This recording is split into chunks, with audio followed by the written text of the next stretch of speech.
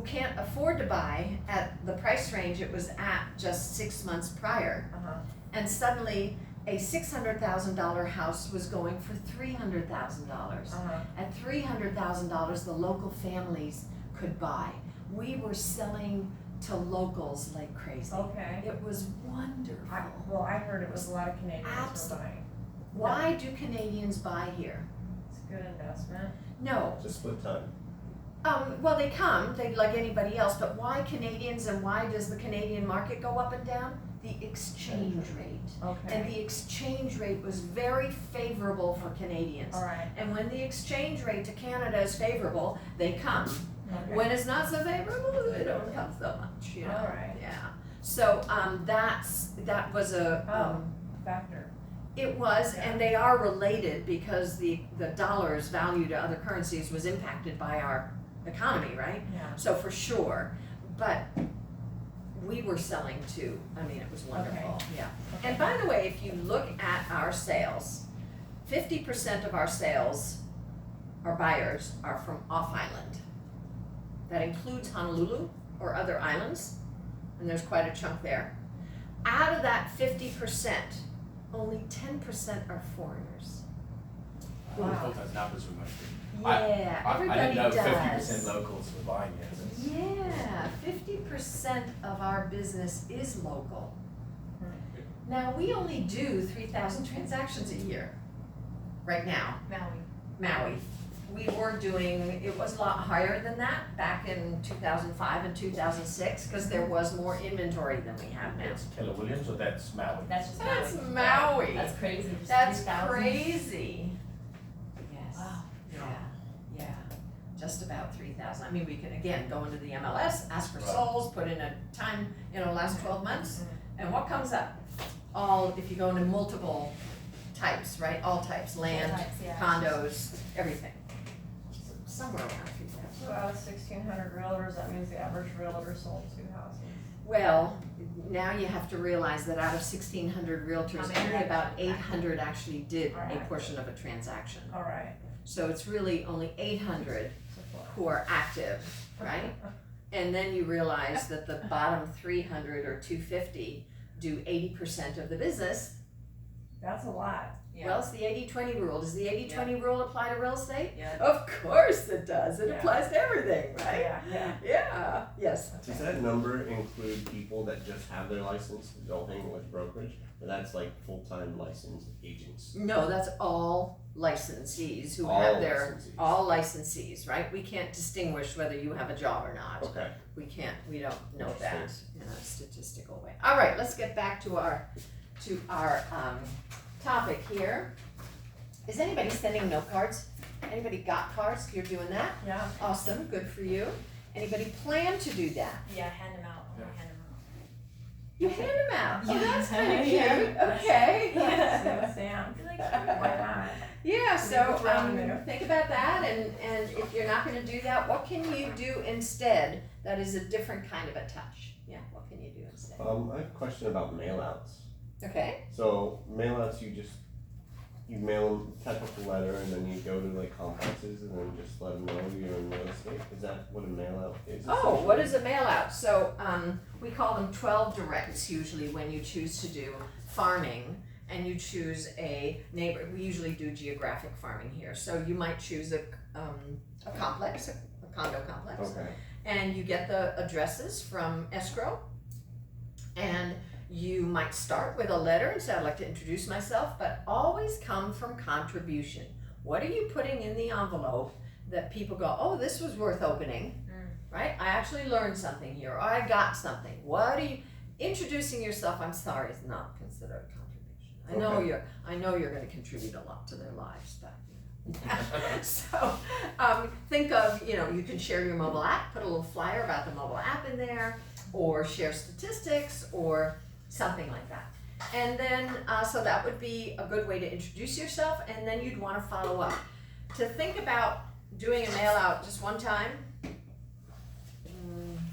not so much. It costs a lot of money to do a mailout, doesn't it? Well, you can figure that out, right? A postcard costs about 50 cents to print, a colored postcard. And then your postage on a postcard on a large one is the same as an envelope, so that's 49 cents. So you're close to $1 Okay. a piece. So if you're doing 250 names in a condo complex, it's $250 a pop. If you do Times 12 minimum. times 12, Minimum. that's correct, yes. So you need to budget yourself. So some people start with smaller condos, or you know, they decide to go only after this portion, or people who haven't sold recently, or whatever, they cull it down and find themselves a list of 100. Right now they're spending $100 a month just to get started. A great way to do that is your own neighborhood. Think about your own neighborhood, and that's a great place to start because you know something about your neighborhood, so you can talk about it really well, right? Mm-hmm. And then I love to suggest at this point in time that you sit down with yourself and plan that out. The more you spend December planning your marketing materials so that it's just punch or it's on autopilot, right? The easier it is and the more likely you're going to do it. If you have to touch each piece that you mail out every month and have to decide what to say and make it look pretty and get it printed and the more you're not going to do it. By the third month, you're going, oh, I forgot. Oh my God, I forgot. So that's why I love eEdge right now, because eEdge will do card mailers for you. I don't know whether Command is quite there yet. So I'm making it my task over the next 2 weeks to really dig into Command and learn more about, okay, what's feasible there. But right now I keep my list in both so that I can also do it in eEdge. Okay? Yeah. Okay, awesome. All right, so you've done this mailer and somebody's contacted you, and here we are writing a contract. It's so awesome, right? The process of moving from a buyer or seller agreement to a sales contract. So, like I said, this is the most exciting part when somebody says, yeah, let's write this up. Yeah, oh my God, you get so, oh my God, what do I do now? So if you represent the buyer, your searching is paid off, and if you're representing the seller, your diligent marketing is paid off. This is the point for the first time the buyer and seller are coming together through us, right? Our job is to keep everybody calm and to communicate on behalf of the buyer and the seller. Your goal is to bring them together and to arrive at a sales contract in which both parties win, right? Win-win or no deal. It's our number one on the belief systems. As with every phase in the progression, you need to work quickly and carefully during the offer process, and this session is going to prepare you for that. So let's take a look at this. So we've got the seller responds to an offer, right? Buyer makes an offer and the seller responds. And the seller has three choices. The seller can counteroffer, which means you're going to start a negotiation. The seller can accept the offer, which means you can start escrow, or the seller rejects the offer, right? I'm on page 11. So, it's good to know what our job here is. Emotions are running high. The buyers are all like, and the sellers all excited, and now they're going to get a little, but I want this, but I want this, but I want this, but I want this, right? So the reason we don't bring the buyer and seller together, actually, is to be that buffer and to stay calm. That's our job, is to stay calm on their behalf and go, well, what would you like to do? Well, let me tell you what I think, right? And we give our opinions, we give choices. What are your choices here? And we help them make a decision in as calm an environment as possible.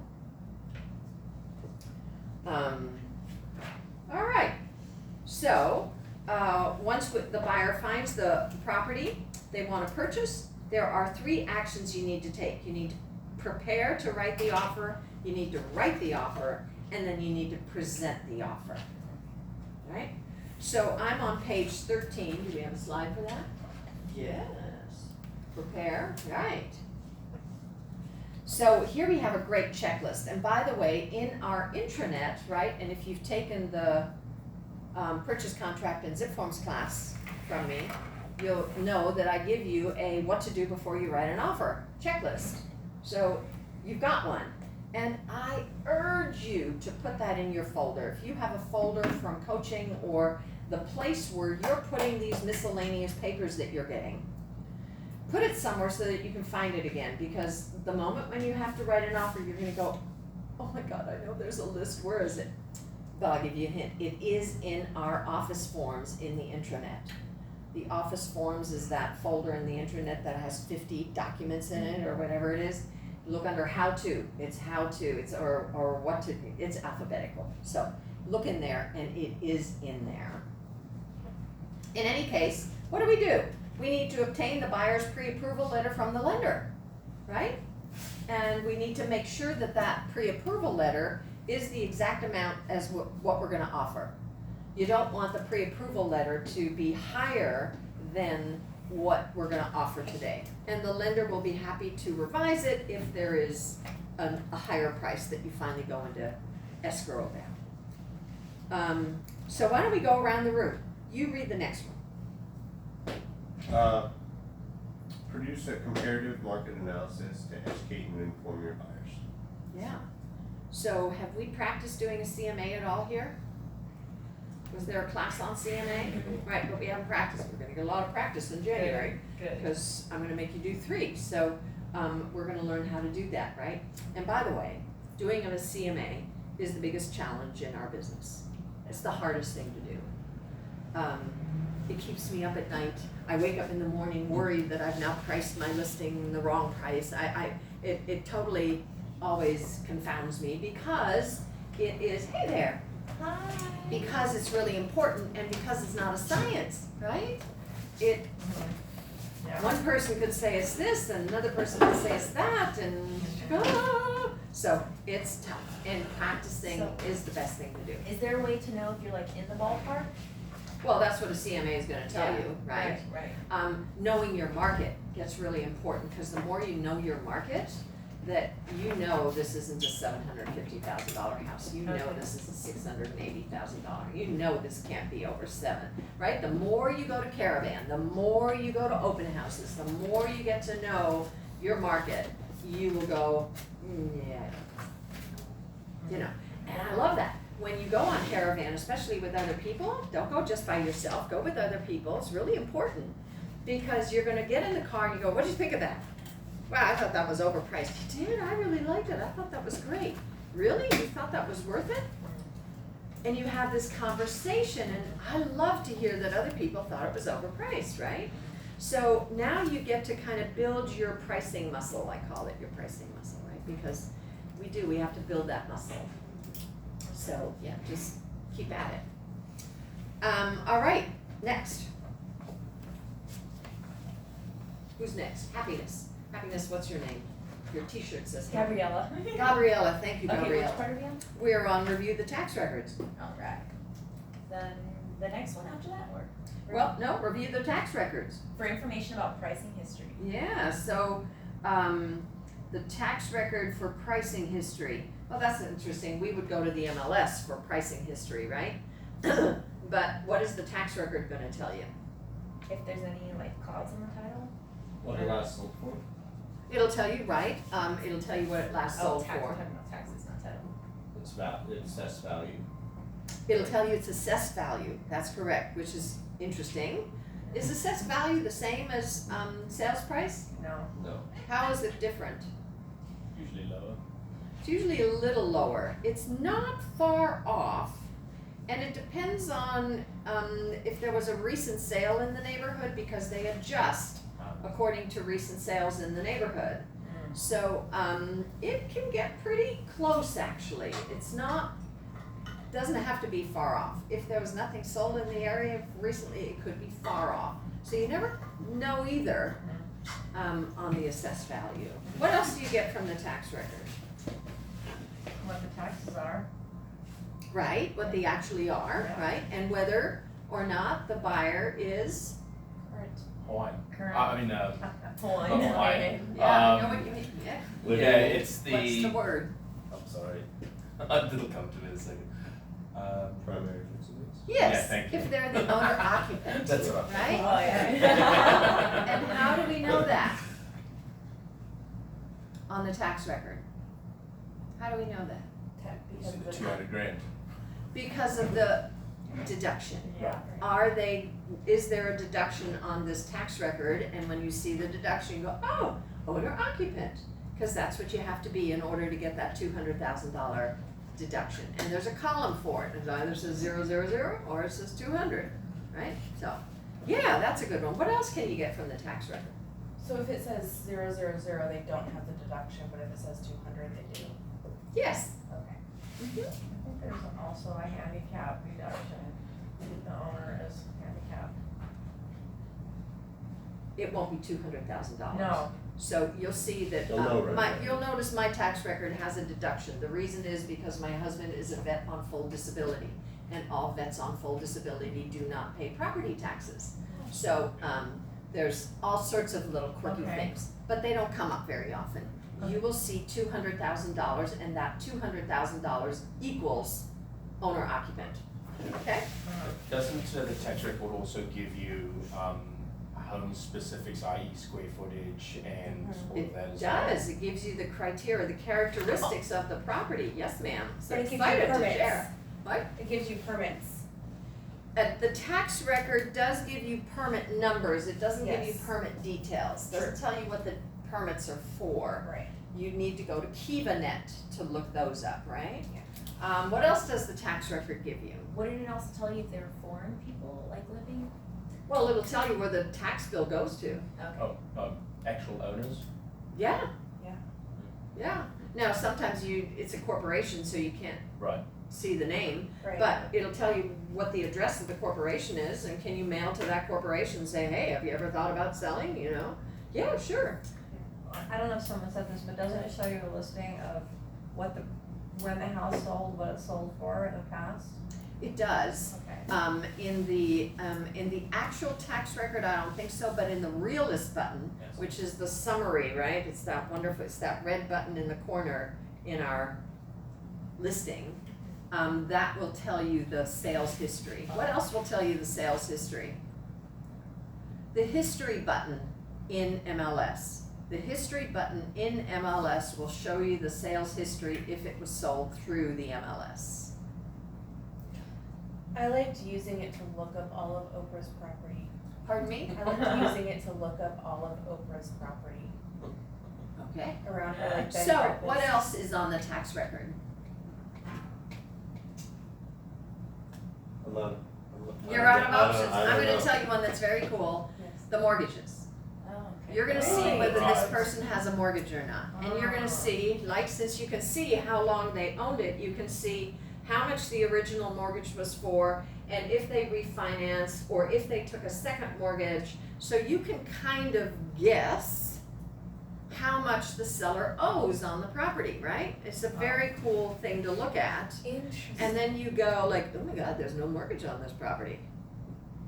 Now, you can see old mortgages and you have to make sure, well, he bought it in 2014 and the last mortgage was taken in 2009. I guess he doesn't have a mortgage, right? You have to make that conclusion. He's not gonna take over an old mortgage. The current owner doesn't have a mortgage, or the current owner bought it in 2009, took a mortgage for $400,000, and it's been paid off for the last 10 years. Where does it show that on there? Click on the realist button in the MLS. Oh, in the MLS. Uh-huh. Absolutely. Okay. The realist link is actually more useful than the Okay. tax record. Yeah, sounds I like think. it. The realist link is really an awesome way to look at it. All right, Elton, give us, ensure the property is still available. Ensure the property is still available before spending any time preparing an offer. Even if your MLS indicates the listing is active, contact the listing agent to let them know that your client is considering making an offer. If it's off the market, let your buyer know immediately and promptly begin the search for another home. Really though? So that doesn't happen so often. However, it does happen that you are ready to write an offer and they took the weekend to think about it and it's now Monday morning, yeah, you better check. And you better call that agent and say, hey, you gotten any offers over the weekend? And you'll find they did, right? Yeah, so, But didn't we talk about this when we went to your class yesterday about how, so basically it's talking about, so you had an active listing, it's now pending either continue to show or pending do not show, right? no, we're talking about active listings. Right, but this talks about you've contacted the listing agent and the listing agent is telling you that the property is no longer available because they have an active. So what this should also say is you should check the MLS, but here's how this goes. So let's say I got an offer last night and my clients just signed the offer this morning. I haven't changed the MLS yet, and you call me and say, is the house still available? And I go, I'm sorry, we just accepted an offer this Right. morning. But we can still present another offer if we have it. Yeah, but that's not, yes, we talked about that Yeah. yesterday. Yeah. Yeah. However, your client wants this house. Your client does not want to make a backup offer. They want a house. So we need to now call and make sure, are there any other offers, right? Or what's the other thing to ask for? I think they get us there. So, but let's just stick to that. Are they expecting any other offers? And if he says, yes, I got an offer yesterday, what's my next question? Did you Did the buyer accept it? accept, or did the Well, seller accept? he would have told you that. Oh, Was it, you've Is done there- this, when's the deadline? Yeah, that's a good one, right?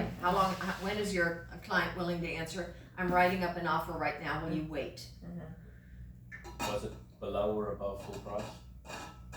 There you go. Good It's- question. Is it at full price? Did you get a full price offer? So here's the thing, if you say how much was it for, Right. we're not gonna get that. Yeah, they're good. So if you know a fish for information, lots of us are willing to disclose whether it was at asking price, Okay. okay? So for you to say, did you get an offer at asking price? You might get an answer like, no, but it's really close.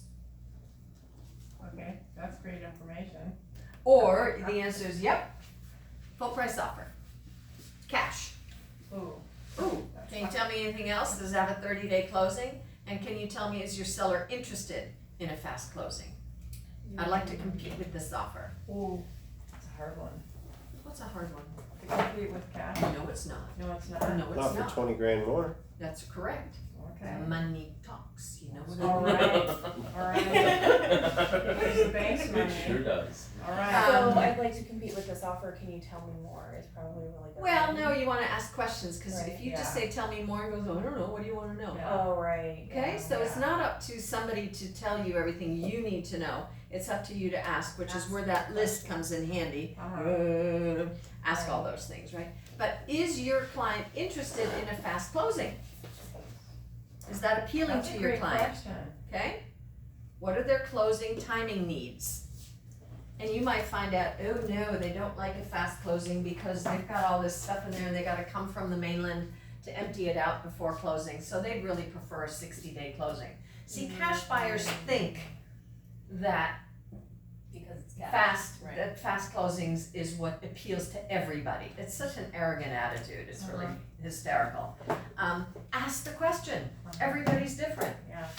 Right, and for those who do want out, that it's ready, it's a vacation rental condo, you got cash, you wanna close in 24 days, let's go, Right. right? But everybody's different, so you wanna ask. So I just sold a vacation rental condo that had been occupied by a long-term renter. We got an offer for way under asking price with a 21-day close, and my client said, I can't do that, because she's in Switzerland and she needed to get authorization and sign documents in Switzerland and blah, blah, That's blah. clients you got. And so, I know. go to the consulate, yeah. And so she said, I wanna do that. So, I wrote back and said, I'm sorry, we're rejecting your offer. And the agent called me and said, have you got another offer? Now, she never asked me that the first time around. I said, have you got another offer? I said, I'm expecting one.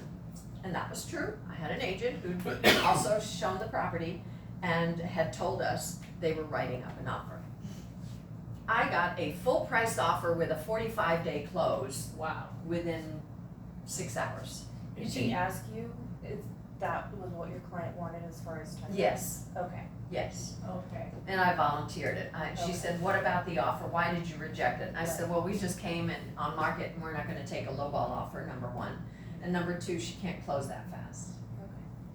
We ended up closing that fast because the consulate didn't take very long. So, But she got full price. But she, Great. Yeah. and I never got the second offer. Okay.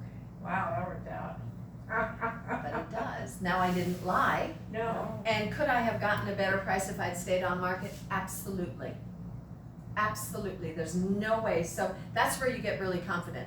There's nothing else on the market like it. It was the only 2-bedroom vacation rental condo under $500,000 on the market at the time. I'm not taking no cut, right? Yeah, no. And I offered it at $469, which was pushing it because it needed renovating. So I was pushing the price for sure, right? Like $445 would have been fair. But when you've got nothing else going, you're going, I'm pushing this. So I pushed it, and sure enough, they started out at $435. I'm going from $469 to $435, or just because you've got cash and could close in 21 days. Right? So no way. Yeah. Question. Another instructor talked about, they were almost dead set against listing a property for an inflated price. They almost wouldn't take the listing, or they would not take a listing. Oh, I don't either. Okay, I don't either. so that establishes you in the industry among your peers as someone who is a. You will get to know realtors, and when Yeah. you see the listing name, you'll go, oh, that'll be overpriced. Yeah. And that doesn't mean they're bad realtors. Oh. I just want to qualify here. There's Thank some you. really good realtors I know. Uh-huh. They tend to price high. Uh-huh. That's just what they do. They It's a have been in strategy. business a long time. They're really good realtors. Uh-huh. And then there's realtors that you know that person prices spot on, Okay. How right? could you be a good realtor and take a listing and price it super high? If you wanna get the most Because money, I you said gotta not say So time. that. I'm not Time saying she sensitive. prices it out of the ballpark. I'm just saying she prices high. She pushes the So envelope. she pushes the envelope. Okay. And people, there are lots of people who want that, right? So that doesn't mean that I won't do that either, but when I have my druthers, I'd rather price spot on. Right. Uh-huh. So, you'll see, people do have reputations, you know. So when you do your CMA, you have a range, obviously. Uh-huh, And I feel like I would try to push that range and get the most money possible for my client. And say after 30 days, it's nothing, then lower the price. But is that bad? so pricing is a whole, interesting strategy, right? Because, I teach the CMA Classic at RAM, and it's a great exercise. And I start the class out by, is anybody here a skier? Yeah. Right? Okay. So you know that when you learn to ski, one of the weirdest things was this counterintuitive thing of having to lean down the mountain. You're facing death. Yeah. And they want you to lean down. And you're like, you must be joking, right? You just So gotta you trust lean back, and what do? You end up on your Yeah. butt, right? So after a while, you learn, oh, I've got to lean in, and in order to control. Mhm. If you want a control of your listing, you need to lean in on pricing. You need to be aggressive on pricing, because an aggressive price is going to get you the most showings, the most attention in the quickest amount of time, and probably multiple offers in this market. If you go fishing for a high price, people are going to go, people don't offer the right price on an overpriced listing. People don't do it. We don't do that. We are not, what do you call it? We don't wheel and deal for houses. We wheel and deal, some of us, for cars. Some of us aren't even good about it on cars.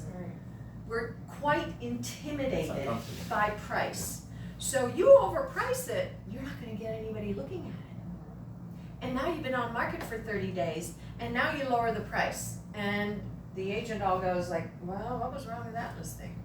Or yay, now I can negotiate. Or yay, now I can negotiate. Now he's in the right place. Now he's more eager to sell. Now I'm gonna offer a price, but I'm still not gonna give him his asking price. Yep.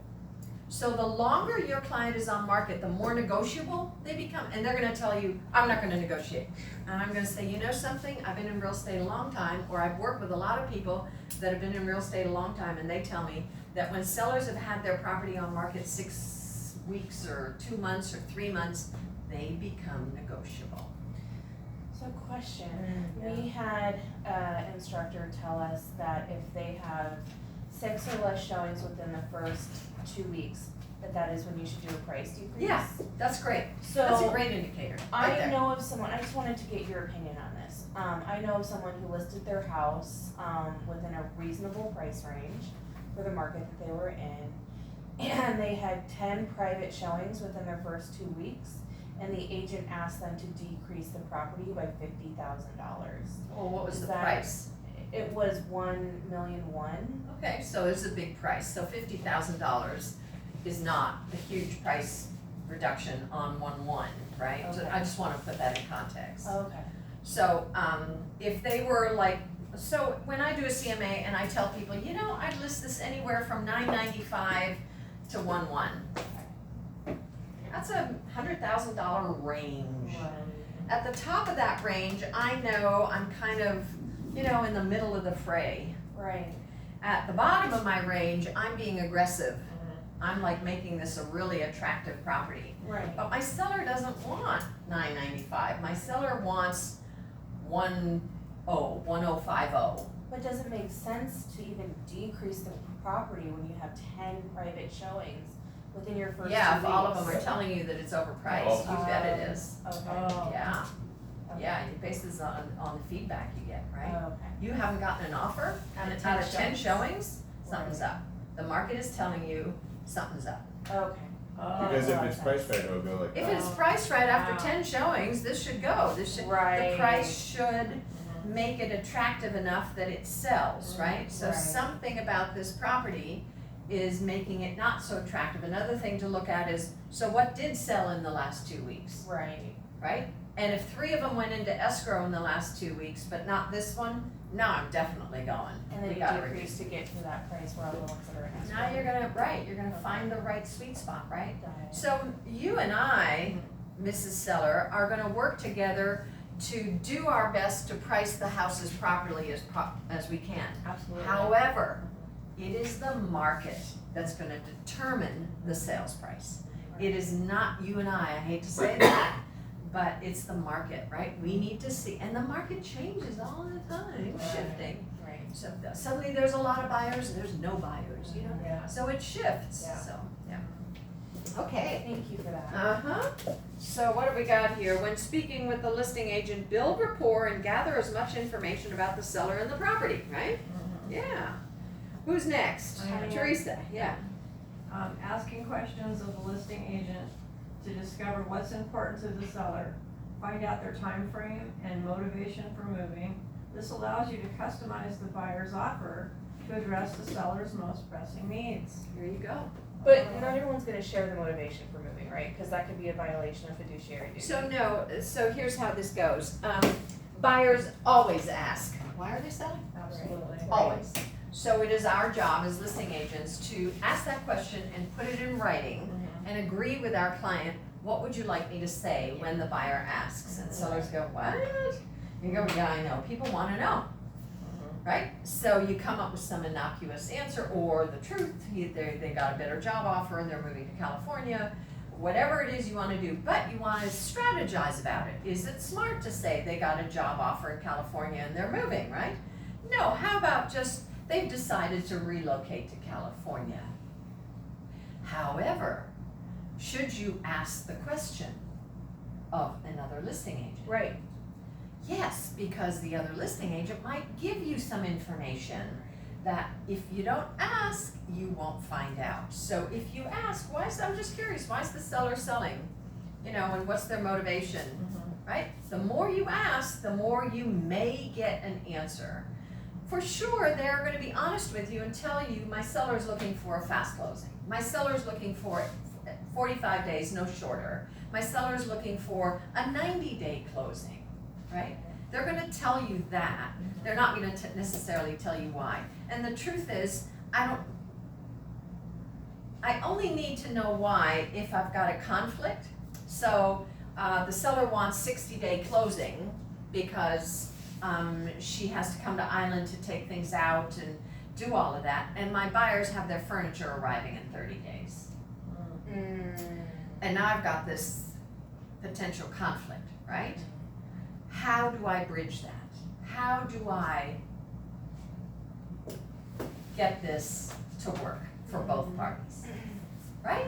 And that's the challenge of real estate. Every transaction has its own funny little, like some of them are really straightforward, and then I'm guaranteed there is no smooth transaction. There's something about every transaction that comes up. And that's what I love about real estate, because they're all different. They're all different. So anyway, this one definitely comes up, that there are conflicting time goals. And so now we have to figure out a way. So we go to our client, okay, if your container's arriving in 30 days, you haven't actually sent the container yet, right? Because it only takes 2 weeks for a container to come here. So they go, yeah, but we're moving from the East Coast and our furniture is already on the train. Oh, okay. Right? They mean business. Oh my God. They mean business, right. Oh my So how gosh. big of a container is this? Right. Well, it's the 27-footer, you know. Wow. Okay. That's some fancy furniture. Yeah, so anyway, you get where I'm going. You're just gonna have to deal with it. And the more you ask questions, the more you learn. You ask the seller's agent, is there any possibility that if we guarantee something to your seller that we are buying, Right. for your seller to come sooner? Is there anything we can do here, right? So you see what you can do. Because ultimately the seller is your partner in getting the deal closed. Or the seller's agent getting Oh, yeah, no, Yeah. seller's agent, yeah, They absolutely. want as smooth of a transaction as That's possible. correct, as we well. all do, we all want it to work, yeah. Right. So, coming up with a solution, that's what they pay us for. All right, next, Which one are we on? inquire. Inquire about the activity on the property, such as the number of showings. All right, so if I ask, have you gotten any offers? And they say, no offers. Do I stop there? No, because an offer may be coming because of the number of showings. Well, no, if I say, have you gotten any offers, I would also say, or are you expecting one? Or And they go, it's- no. Okay. Do you stop there? What does this say? What did you just read? How many showings have you got? Yeah, have you got a lot of activity going on? Right. And they go, actually, I had nobody all week and suddenly I've got 4 showings tomorrow. I go, oh, thank you so much. Does that change my attitude about Yeah. what to offer? Yes. If there's suddenly this flurry of activity, right? Or if they've had a lot of activity and da-da-da-da-da. And here's the thing about real estate. If your client is interested in this property, so is somebody else. So the first lesson in real estate is you are all competitors. You will not disclose to her what properties you're showing or what property your client is interested in. Because when there's energy around a property, suddenly that energy expands. And you just need, and that's a really hard thing to convey to people, but it is that just happens.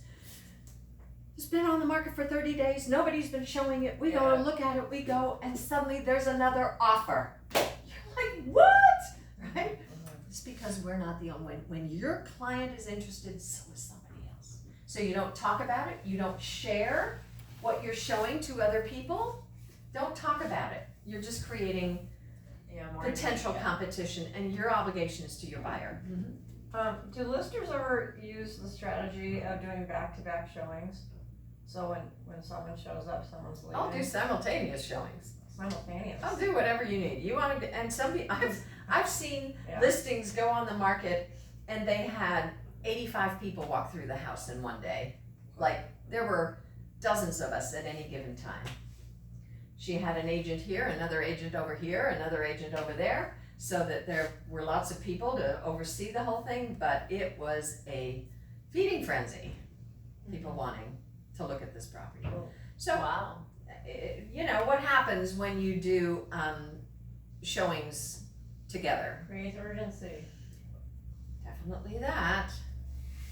buyers don't feel as comfortable to walk around making comments because they are now looking at it with somebody else. Some buyers are gonna say, I don't feel comfortable. I didn't feel comfortable in the house because these other people were there. I don't feel comfortable. So you wanna check with people, and you might wanna say, do you wanna just go check it out? We can do that, and then if we want our own showing, I can schedule that for later, right? But let's just go. Some people, like you're on Caravan, people walk out. You gotta come. I got this house happening right here. Can you come right now? And you bring them right now on Caravan. Right? You bring them to the house. You get your clients to come to the house and look at it. Or in an hour. The agent's happy to show it at the end of Caravan, right? When you see agents in the bushes at Caravan or in the House is corner, about to sell. you know that house is attractive to somebody. Yeah, has some energy going. Does that make sense? Okay. What's the next one? Who's next? You're back to you. Obtain a seller's disclosure statement which provides details on any physical problems with the property of which the seller is aware. So I think this is an awesome piece of advice. Is this even on?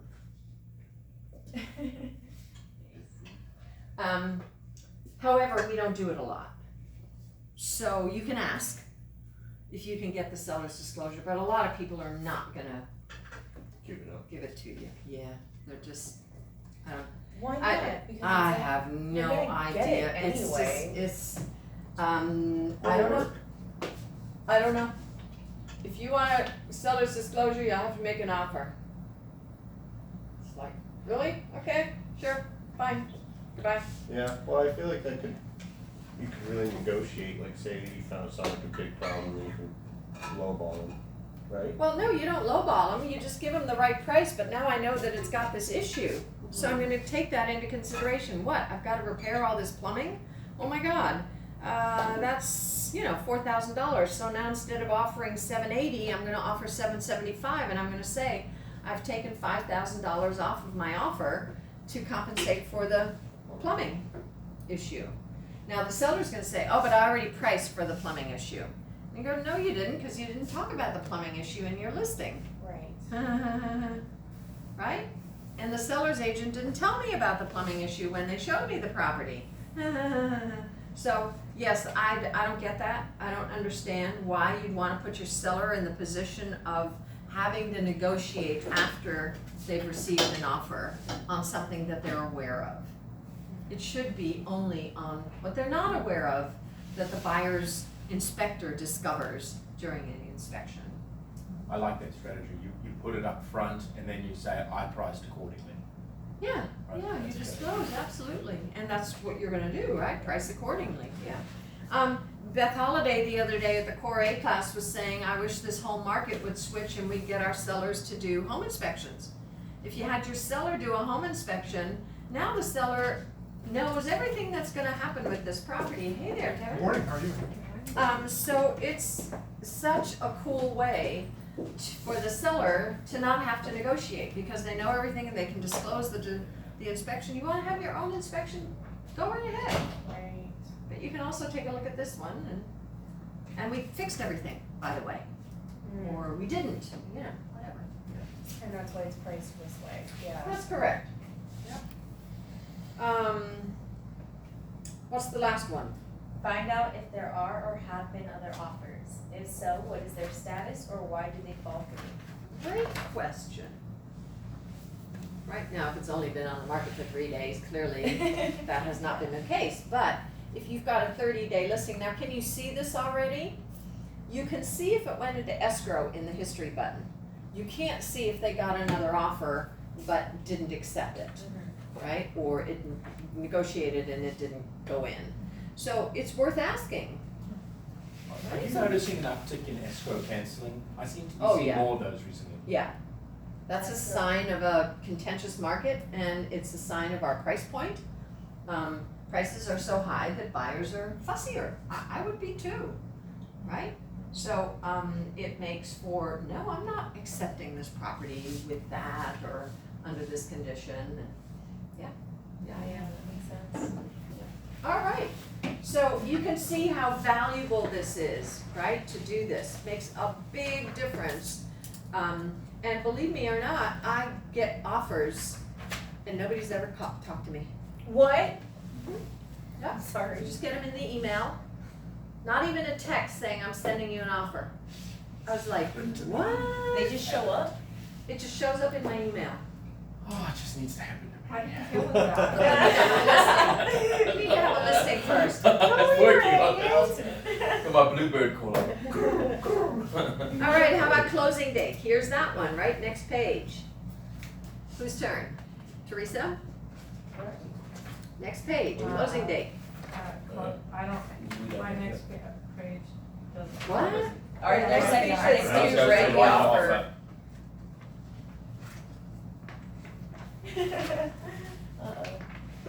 Are you Oh, checking? oh, you're missing you're on the back of the second one. Yeah, on You're page missing some. 16. Well, we went from 13 to 16. That was. Wow. Checklist for Yeah. writing Yeah, an offer. we've got to write the offer and then a checklist for writing an Must be- offer. Okay. All right, so here we are, closing date, right? Find We're it? gonna skip Yes, to the closing date? Where? Okay. What page? 16. Page 16, closing date. All right, make sure that the closing date will work for your buyer, their lender, and the closing company. Tuesdays, Wednesdays, and Thursdays are the best days to close because they are in the middle of the week. Therefore, you have an extra business day before or after if needed to complete the transaction. Right. However, I don't like Tuesdays. Why don't I like Tuesdays? Because in Hawaii, closing takes 3 days, right? So in Hawaii, the lender has to fund 2 days prior to closing. So if you've got a Tuesday closing, when does the lender have to fund? Friday. Friday. And what does that mean? Your client's paying interest from Friday to Tuesday.